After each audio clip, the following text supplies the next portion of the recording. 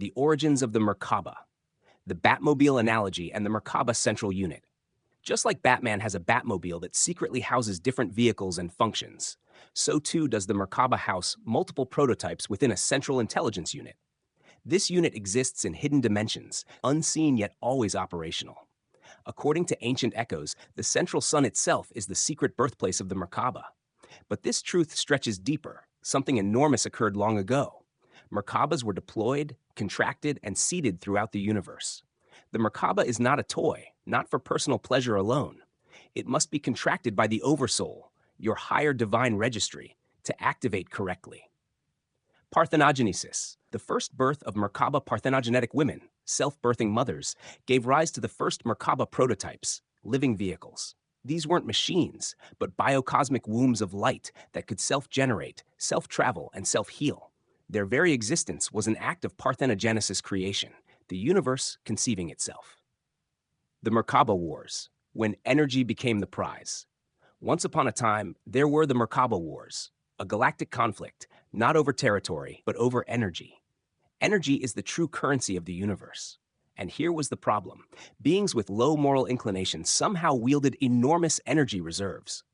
Respect in the universe doesn't bow to morality. It bows to energy density. This is why even those we call evil seem to rise, not because evil commands respect, but because energy itself does. When the masculine principles tried to take over the feminine principles, the balance collapsed. This clash gave birth to the Merkaba Wars. Feminine at the core of Merkaba.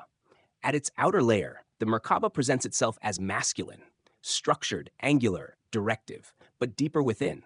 Layer after layer, the Merkaba reveals its feminine essence, nurturing, spiraling, regenerative, womb-like.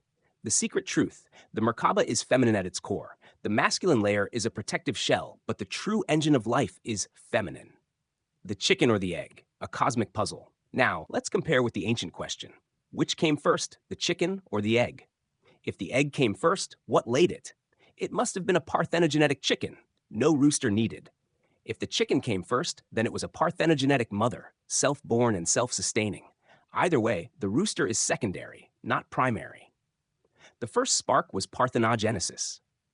The cosmic descent of creation forms from parthenogenetic mothers came the following chain.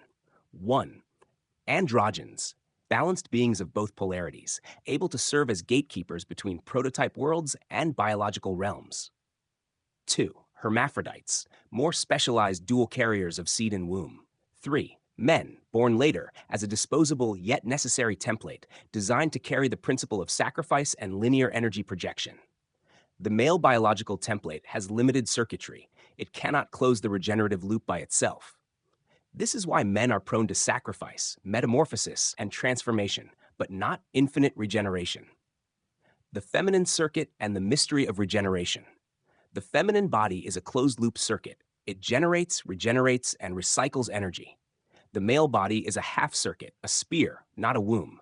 It projects outward, then burns itself in service. The true power of the universe rests in the closed loop of parthenogenesis, the womb of infinite return.